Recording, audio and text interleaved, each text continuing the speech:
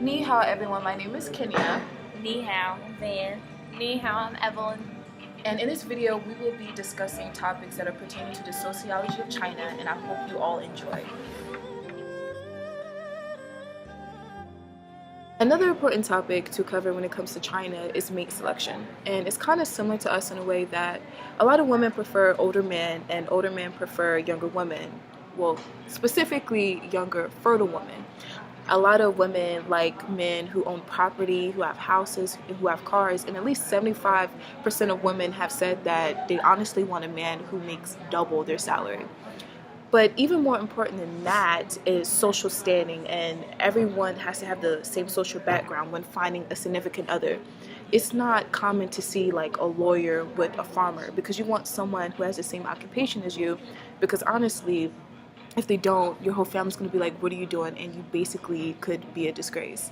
And 44% of men actually say that they want women who are similar in height, appearance, and age as well. And those are just some of the interesting facts that I learned and discovered when researching about mate selection in China.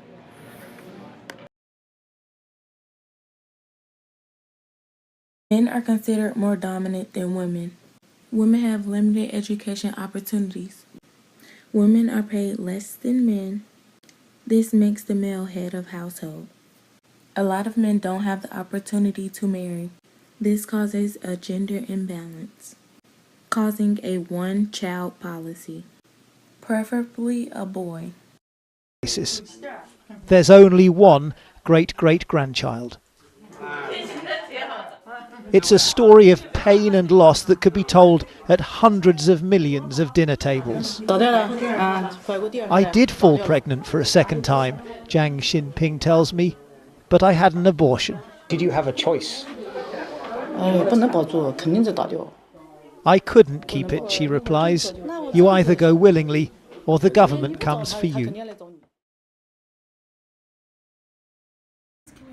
And as everyone knows, my group and I have decided to speak about the sociology of China. I'm specifically going to speak about the education system there.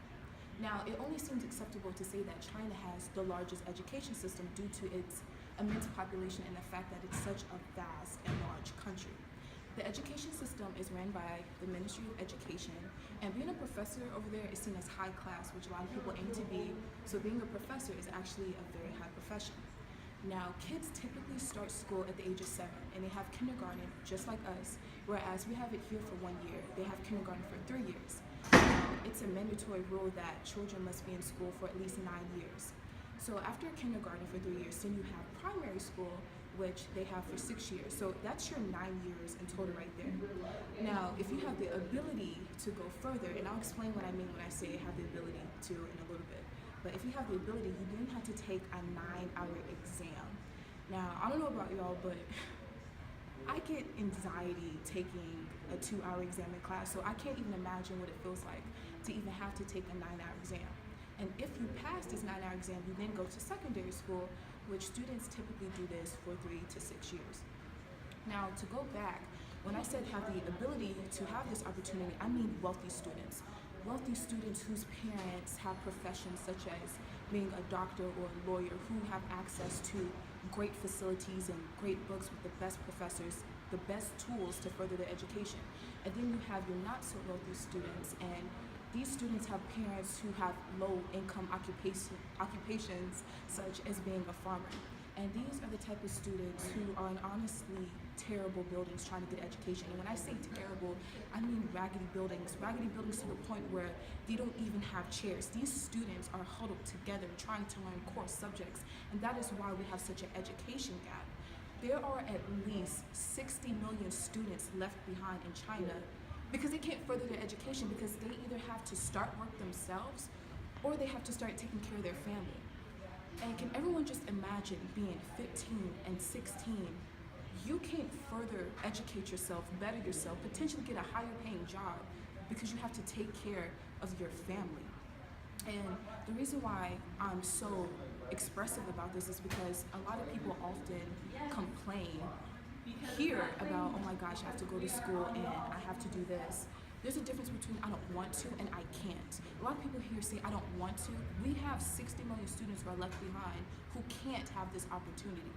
So can everyone just take a second to think about about that because I'm pretty sure they would really like to. And that is the prime example of consequence of difference.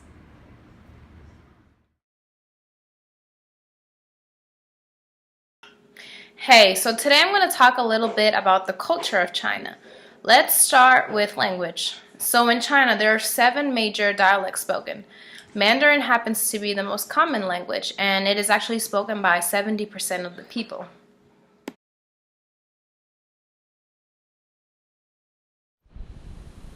你好，我個名係余德成，新年快樂。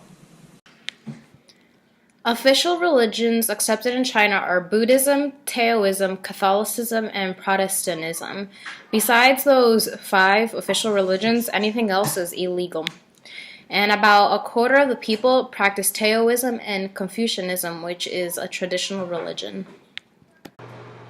So let's talk about food. One of the main styles of Chinese cooking is Cantonese, which features stir-fried dishes, and Szechuan, which relies heavily on the use of peanuts, sesame paste, ginger, and it is also known for its spiciness. Also, the Chinese tend to use a lot of tofu since not much chicken or meat is eaten. Rice, as you guys know, is one of the main major food sources in China, specifically white rice. It is also a major element that helped their society grow. And instead of using silverware like forks, knives, and spoons, they use what we call chopsticks to pick up their food.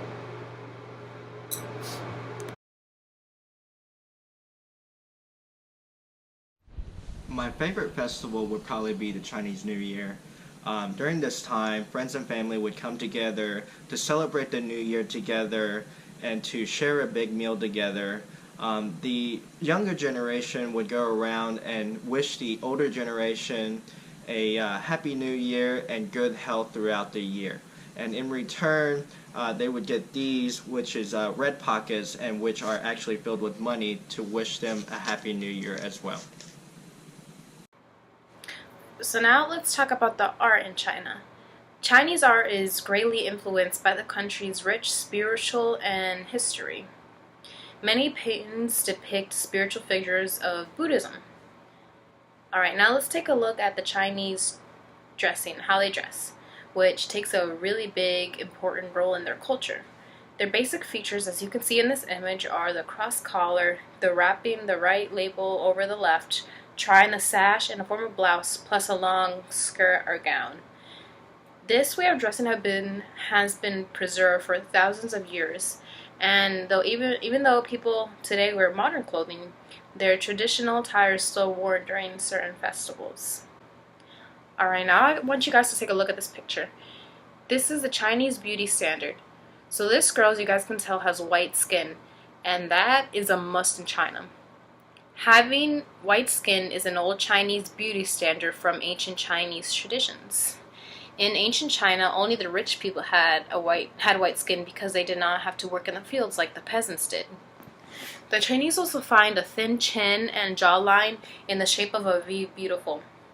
And actually, the square-shaped face is considered to be ugly. Also, unlike America, where we all know that a thick, curvy body is what is considered beautiful, a slim body is what is considered beautiful in China. As you can tell, beauty standards are very different from America. Now, another form of art in China is martial arts. The birthplace of Kung Fu was actually in China, and it is based on animal movements. Greetings, fellow warriors. Here we have a demonstration of Kung Fu moves. To start, we have Van. We also have Evelyn. Fight. Oh, you're cool. Oh, that was great. So anyways, that about wraps it up. A little bit about the Chinese culture and their traditions. So I hope you guys really enjoyed our video and learned about China today. So thank you for watching and judging. Bye bye.